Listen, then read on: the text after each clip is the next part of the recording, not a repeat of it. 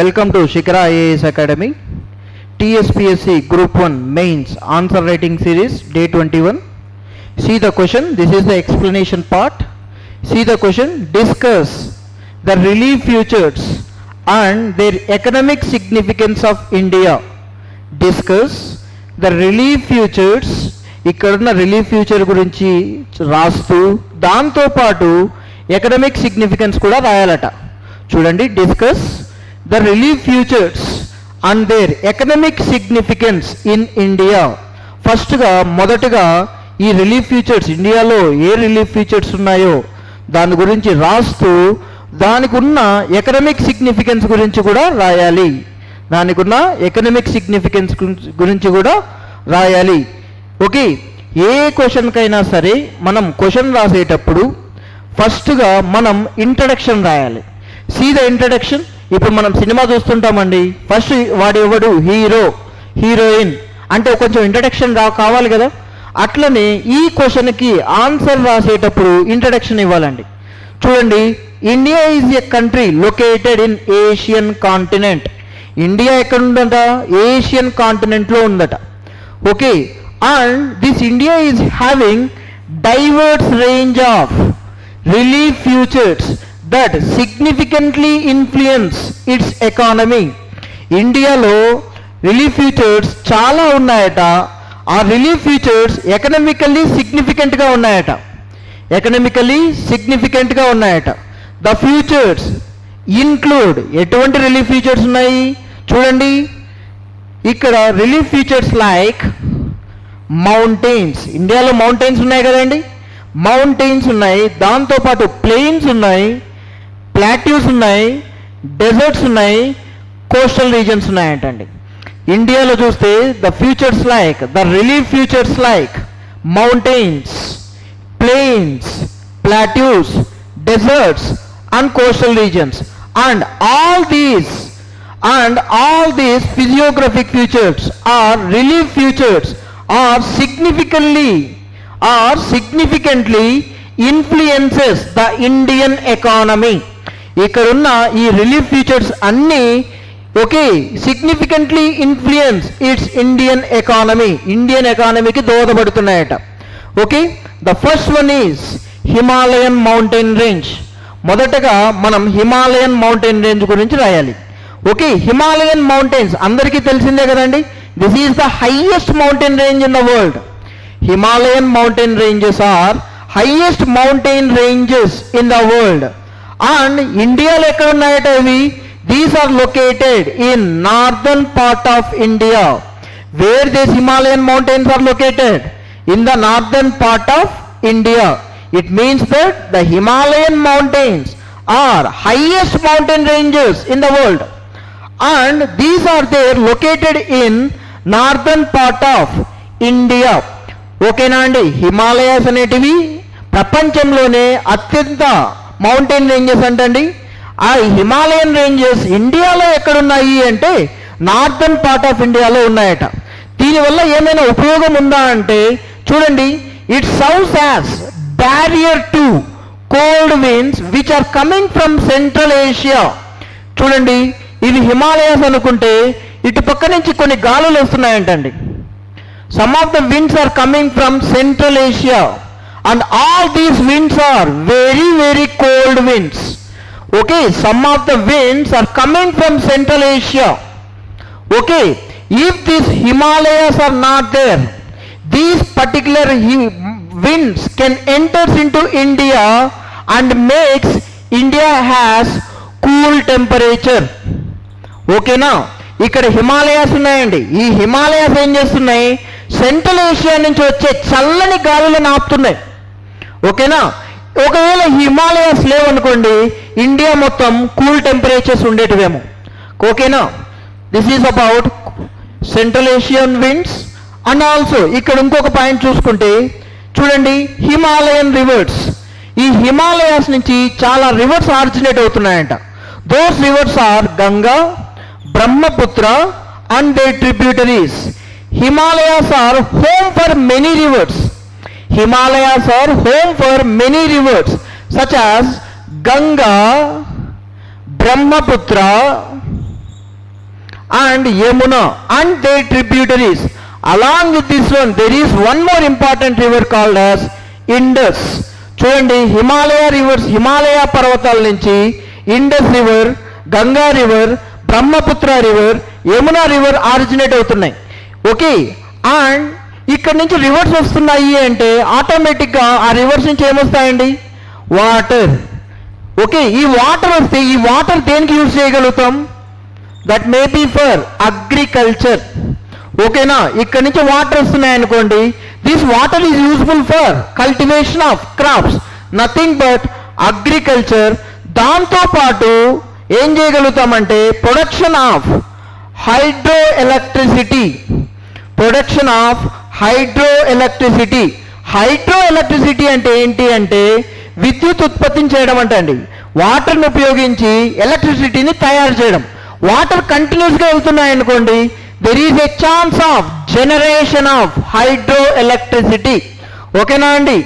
If this Himalayas are not there, if the Himalayas are not there, ఈ Himalayas లేవనుకోండి reverse ఉండేటివి కాదు, ఈ రివర్స్ లేవనుకోండి వాటర్ ఉండేటివి కాదు, ఈ వాటర్ లేవనుకోండి వ్యవసాయం పండేదా అండి? అగ్రికల్చర్ పండేదా? No, there is no question of agriculture and also there is no question of hydro electricity. It means that the Himalayan rivers are giving some amount of water for the sake of agriculture as well as hydroelectricity. Agriculture బాగా పండింది అనుకోండి, what about the economy? Economy will be increases, nothing but GDP will be increases. ఓకేనా? ఇప్పుడు ఈ point చూడండి ఒకసారి. The Himalayan reverse including Ganges, Brahmaputra and their tributaries originate from this range and providing water for irrigation, hydroelectric power generation. దాంతో పాటు కాకుండా drinking purpose, తాగునీరండి. ఓకేనా అండి? అండ్ ఆల్సో దీనివల్ల ఏమవుతుంది? కంట్రీ ఫుడ్ ప్రొడక్షన్ అనేది కూడా పెరుగుతుందంట అండి.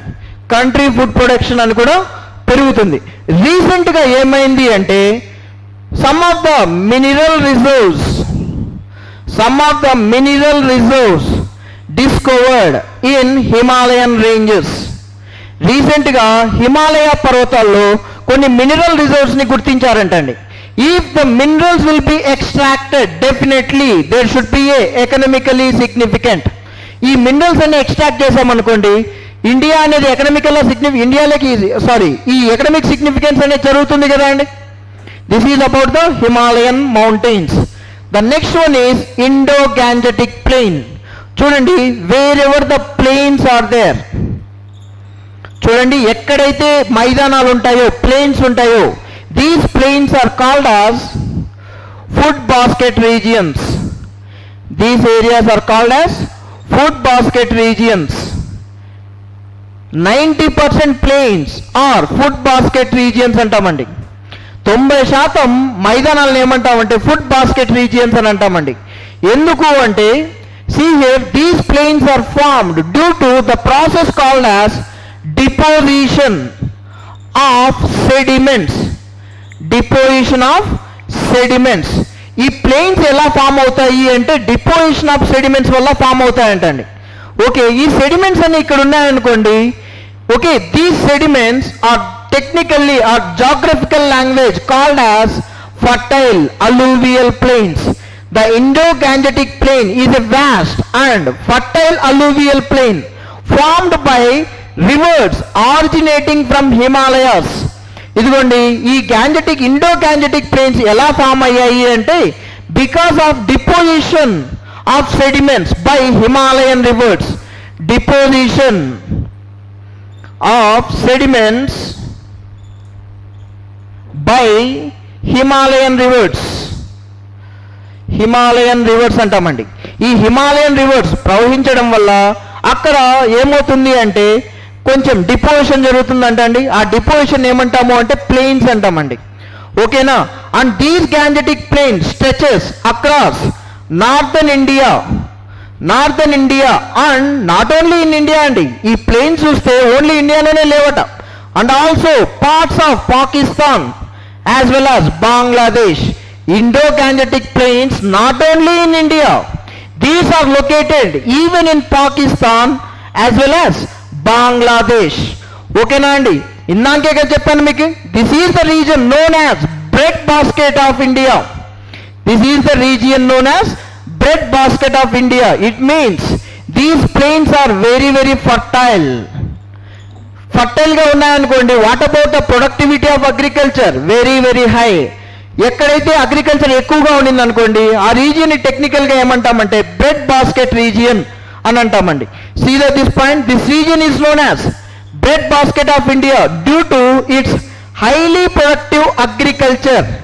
It supports cultivation of crops like, ఇక్కడ వాటర్ ఎక్కువగా ఉన్నప్పుడు ఎలాంటి పంటలు పండిస్తున్నారు అంటే rice, wheat, sugar cane and cotton. Okay, ఇక్కడ పండించే పంటలు ఏంటివి అంటే rice, wheat, sugar cane and cotton. This is about Indo-Gangetic plain. The next one is Western Ghats and Eastern Ghats. చూడండి, ఈ ఇండియా అనుకుంటే in the western side of Indian mainland is completely surrounded by western Ghats. Okay, in the eastern side of mainland of India surrounded by eastern Ghats. Okay, mainland ఇండియాకి పశ్చిమ భాగాన western Ghats ఉన్నాయట. Okay, mainland ఇండియాకి ఈ తూర్పు భాగాన ఈస్టర్న్ ఘాట్స్ ఉన్నాయంట అండి. చూస్తే ఈ Western Ghats and Eastern Ghats are mountain ranges running parallel to the western and eastern coast. And ఈ వెస్టర్న్ ఘాట్స్ అనేటివి, ఈస్టర్న్ ఘాట్స్ అనేటివి running parallel to western and eastern coast. ఇదంతా కోస్ట్ లైనే కదండి. ఈ కోస్ట్ లైన్కి ఎలా ఉన్నాయి అంటే ప్యారలల్గా ఉన్నాయట. And these Western Ghats and eastern ghats running parallel to the coastline of India. Coastline of India. They are rich in biodiversity. They are rich in biodiversity and scenic landscapes. And scenic landscapes. Whenever the scenic landscapes are there, the dominant economic feature in this area is tourism. The dominant economic feature in this region is tourism. Okay na andi? And also whenever the rich biodiversity is there, definitely this biodiversity is useful for getting of timber, paper and medicinal plants. Biodiversity ante entandi? Forest as well as animals. Forest as well as animals. Forest వల్ల ఉపయోగాలు ఏంటి? ఇక్కడ timber వస్తుంది, దాంతోపాటు paper తయారు చేయొచ్చు, దాంతోపాటు కొన్ని మెడిసినల్ ప్లాంట్స్ అనేటివి కూడా ఉన్నాయట. అంటే ఎలా రాయాలి అంటే these regions are economically significant for forest resources and which support industries like timber, paper and medicinal plants.